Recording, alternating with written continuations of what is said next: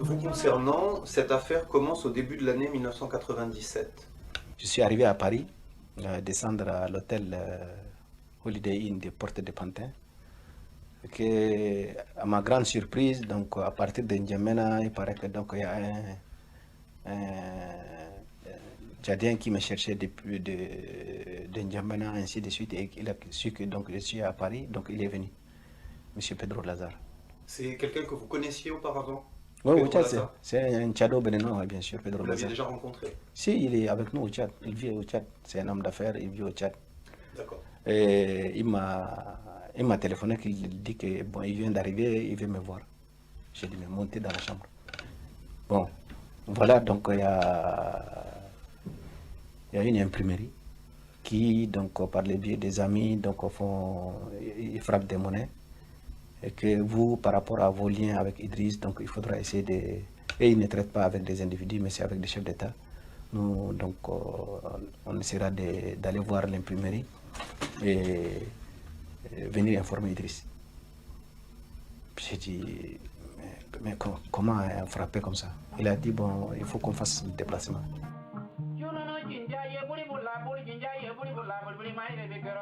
C'est moi qui ai payé par carte bancaire à partir de la compagnie Varik, donc 4 billets pour Nozi Mwamba, Pierre Otobongo, Pedro Lazare et moi-même. Donc Monsieur Mwamba, il se présente comme le représentant pour tout ce qui est la zone Afrique de l'imprimerie Chicone. Monsieur Mwamba, donc, lui, donc, dès le départ, il nous a fait savoir que donc, tout ce qui est l'imprimerie en question, c'est lui le représentant en Afrique, les représentants en Afrique. Et que donc, il a déjà traité avec le président Mobutu, il traite avec le président Savimbi, donc avec d'autres chefs d'État qu'il n'a pas voulu citer les noms. Revenez un peu sur la visite de cette imprimerie. Donc vous avez vu la frappe de monnaie argentin, vous avez vu qu'il fabriquait des passeports, des pièces d'identité, des plaques d'immatriculation. Et alors on vous a un peu baladé partout. Qu'est-ce que vous avez vu d'autre dans cette imprimerie? L'imprimerie, on a mis du temps, donc du début jusqu'à la fin. Donc du début jusqu'à la fin, donc du papier monnaie, l'encre, la calligraphie, donc découpage, jusqu'à la mise en paquet. Alors après cette visite, qu'est-ce qui se passe? Ils nous ont donné donc des, des liasses de monnaies de Mobutu, des liasses de monnaies de l'Angola, du Zaïre, et également des calligraphes des autres, des Naira, donc des Guinée-Conakry, donc du franc CFA, donc ils nous ont remis. Et on était rentrés.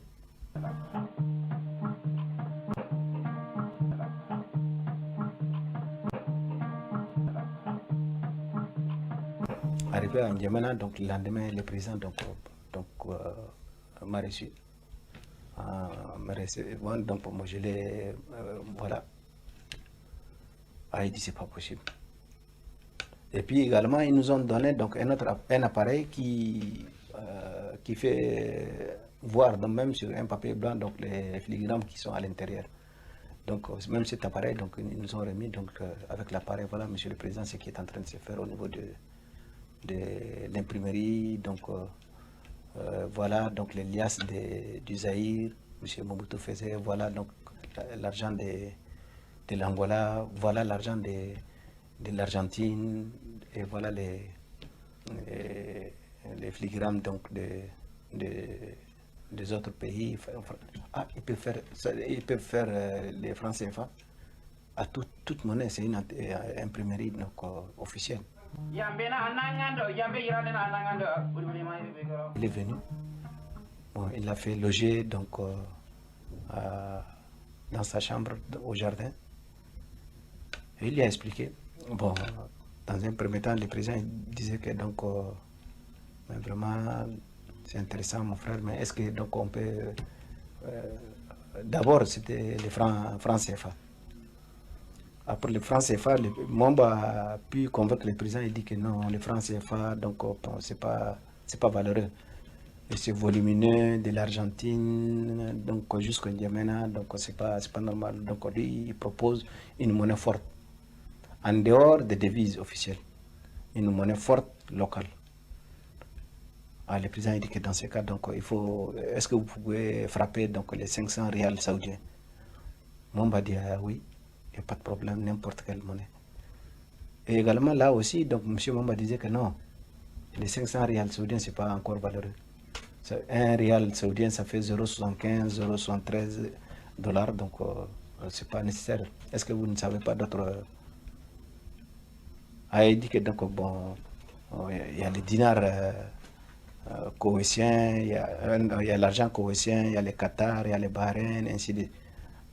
Et puis, donc, directement, donc, il propose, il dit que bon, il y a l'argent le plus fort, donc c'est les dinars Bahreïn. L'idée pour Chikone et pour Mwamba, c'est de vous amener au niveau des Tchadiens et du président Déby, de vous amener lentement mais sûrement vers... Sûrement, et également nous faire comprendre au président, quel que soit, CFA possible, Naira possible, tout est possible, mais voilà, donc il y a une monnaie forte, ainsi de suite. Donc l'idée c'est... Alors, que dit Déby? Ah, il accepte, il a accepté.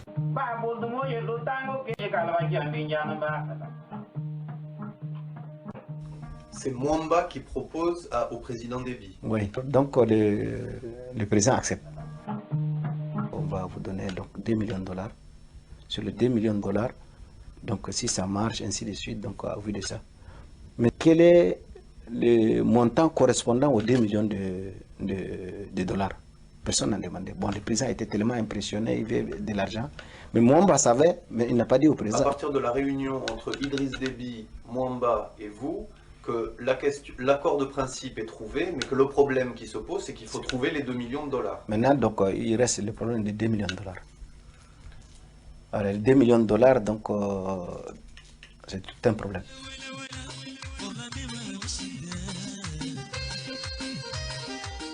Et il y a une aubaine qui est tombée du ciel, donc, bon, il y a le président Gaddafi qui a proposé de faire une prière au niveau du Tchad. Il a invité tous les chefs d'État au mois de mai. Au mois de mai, donc, bon, lui, il est arrivé, donc, le 27 avril à N'Djamena. Donc, la prière a commencé, et lui, il est rentré le 3 mai sur Tripoli. Et puis, le 5, quand le président m'a appelé, il m'a donné donc, les 2 millions, il dit que vous prenez donc, là, mon avion personnel. Le président Idriss Déby. Oui. Le président Idriss Déby il dit que donc voilà la mallette, donc voilà les 2 millions de dollars, donc il a pu avoir à partir de Gaddafi.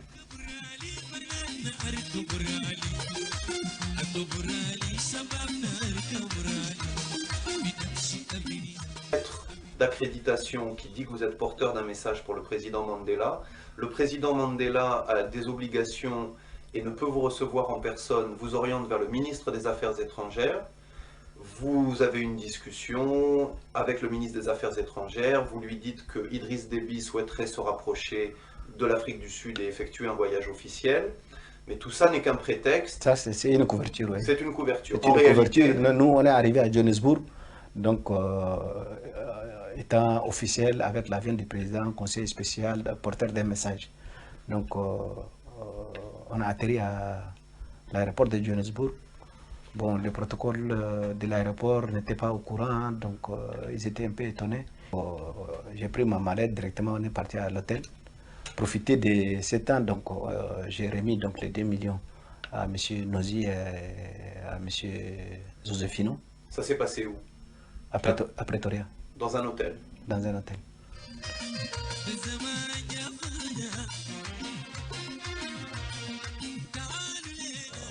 Donc le président était dans l'euphorie, ainsi de suite. Il a eu à informer donc, le président Maïna Sarrar donc, de l'arrivée de l'avion. Bon, il va financer ses élections, il va lui donner de l'argent. Donc il lui a donné donc, le programme de l'avion, ainsi de suite. Et lui, il a pris des dispositions pour pouvoir intercepter. Première rotation est détournée par les Nigériens, forcé à atterrir à Niamey. Et l'argent est pris à l'insu du président Déby Par les Nigériens. par le Nigeria. Et vous, qu'est-ce qui se passe à N'Djamena? Nous, donc, on a attendu, donc, par rapport à l'heure d'atterrissage, donc c'était 11h45, on a attendu jusqu'à midi, l'avion n'était pas arrivé. Moi et le président, donc, on est rentré, bon, il était fâché. Donc, comme convenu, donc, le 17, donc, on était parti à 11h30 à l'aéroport avec le président Déby, attendre l'avion. Et comme convenu, donc l'avion a atterri à 11h45. Ils nous ont amené une seule palette, à peu près une quarantaine de cartons, où chaque carton a 1,5 million de dinars. On a amené directement dans la chambre du président Déby pour pouvoir donc stocker là-bas en sécurité. Le tout donc ne va pas dépasser 80 cartons. Est-ce que vous savez ensuite ce que sont devenus ces cartons? Ensuite, donc, le président donc, a eu à téléphoner par-ci, par-là. Donc, on a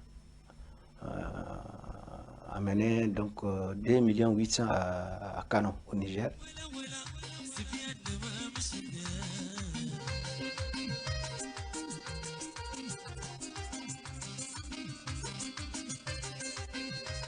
Moi et Mangala donc, avons pris l'avion, accompagné donc, les valises à Kano. Donc il était question de faire un aller-retour, mais malheureusement ils nous ont fait attendre une semaine. Une semaine, bon, j'ai eu à menacer un peu les gars en question, ainsi de suite. Et lui aussi, je crois que c'est un monnayeur, donc il a profité de l'occasion. Il y a une partie de l'argent qui a été soutiré à partir de l'aéroport de Lagos. Donc l'autre partie est arrivée à la destination à Dubaï, donc les gars ont été incarcérés. Et nous, donc bon, le bonhomme était gêné, il nous a remis un chèque de 4 millions de dollars, libellé au nom d'Idriss Déby. Et nous, on est rentrés. Et tiré sur quelle banque? C'est une banque de la Grande-Bretagne. Mais pour beaucoup plus de précautions, donc j'ai eu à photocopier donc, le chèque. Et donc j'ai remis à un ami. Bon, le président était très content. Bon, il a déposé le lendemain, il a appelé le directeur de la banque, M. Idriss Othman. De quelle banque? De la Banque de développement du Tchad. Donc le lendemain, il a soutiré, donc il lui a remis le chèque. Elle a pris 1 milliard de francs CFA. De francs CFA. Bon, le chèque a été envoyé donc, à la banque à Londres. Et il s'est avéré que donc, le chèque est revenu donc, sans provision. Là aussi, donc, bon, une banque qui a perdu à peu près 1 milliard, donc était presque en banqueroute. Là, vous parlez de la Banque de développement du Tchad. Toujours, oui. À qui Idriss Déby avait demandé, en fait, à 2 reprises, de faire des avances par rapport à ce qu'il croyait qu'il allait gagner. Oui. Mais du coup, la banque commençait à se retrouver proche de la banqueroute. Ah, presque la banqueroute. Comment ça s'est réglé? Là aussi, je crois que donc, bon, je crois qu'il y a eu une intervention de la Libye pour pouvoir donc débloquer la situation rapidement.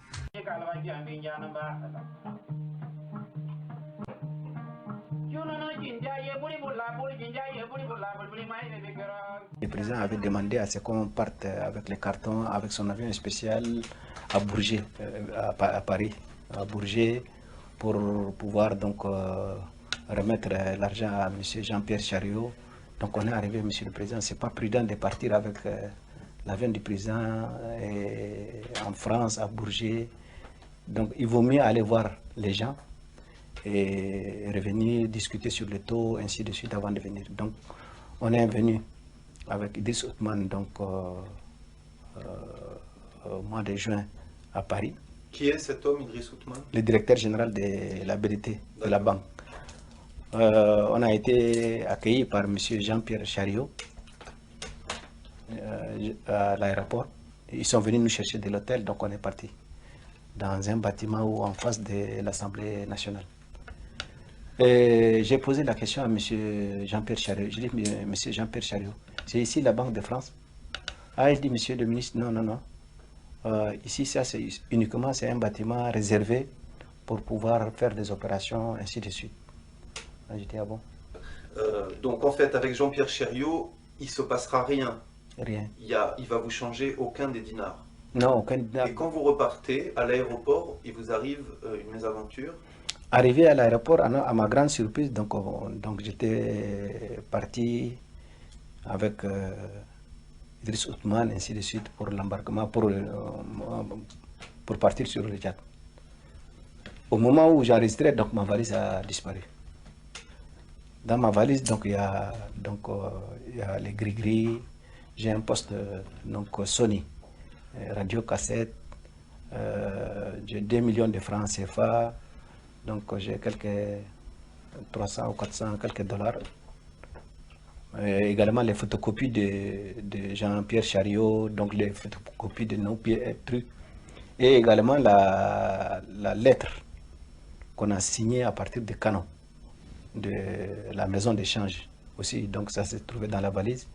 Ma mallette, mon calepin d'adresse électronique aussi est à l'intérieur, où il y a le nom de M. Josefino. Vous l'aviez laissé à l'abandon Non, c'était devant moi comme ça, donc moi j'étais en train de faire l'enregistrement.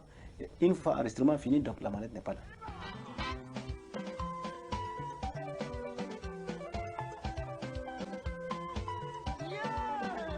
Un samedi, donc on était là, moi et le débit, donc on était donc au salon, il y a eu un coup de fouet. Il dit que c'est M. Dupuis, du conseiller du président Chirac, et que donc le président Chirac veut parler au président Déby.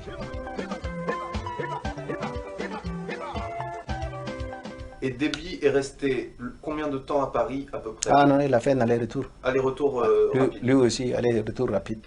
Alors que se passe-t-il à son retour à N'Djamena? Arrivé là-bas, donc bon, il était complètement malade, il m'a téléphoné de venir le voir. Il dit que mais c'est grave. J'ai dit mais qu'est-ce qui est grave? Il dit voilà, donc les gens donc, nous accusent, donc voilà, donc c'est le problème des dinars, ainsi de suite. Ah, j'ai dit mais monsieur le président, ça c'est un problème de pile ou face. Donc où on gagne ou on ne gagne pas. Devant le président Chirac, qui avait appris l'implication du président Déby dans l'affaire des faux dinars, mais Déby, devant Chirac, il a dit qu'il n'était pas au courant. Il n'était pas au courant, ainsi de suite, mais bien sûr, M. Chirac avait des photos, donc des Toyota, il y a l'avion, ainsi de suite. Et arrivé là-bas, donc le président disait que donc bon, même si c'est là, donc peut-être que c'est mon entourage, mais sinon moi je ne suis pas au courant, ainsi de suite. Et quand il est arrivé, il m'a appelé, il me disait que vraiment c'est grave, voilà cette situation, s'il vous plaît, on vient de subir des élections, donc mon nom sera sali, le Tchad, ainsi de suite, donc est-ce qu'on va trouver une formule? J'ai dit, mais quelle formule? Le président Idriss Déby vous propose à vous personnellement de porter le chapeau, voilà. Et en échange, il vous garantit que d'ici 1 mois, 2 mois, il va résoudre. J'ai accepté, donc le soir même, donc on a le 5 août 98, donc le décret est sorti, tard. Le décret qui met fin à mes fonctions est sorti. Mais malheureusement, donc pour lui, donc j'ai eu à garder donc pendant longtemps donc ma voiture de fonction. Par rapport à l'ampleur du décret qui dit M. Hassan Fodoul est mis fin de ses fonctions, ainsi de suite, et que le lendemain, donc, j'ai circulé avec la voiture de fonction pendant presque des jours et des jours, mais l'homme de la rue aussi n'est pas bête. Les gens commençaient à poser des questions, ils disent, mais c'est quoi ça? Quel est ce scénario-là? Ah non, non, non. Et les journaux aussi ont commencé, ils disent, non, non, ça c'est des... Donc, ça a été mal combiné.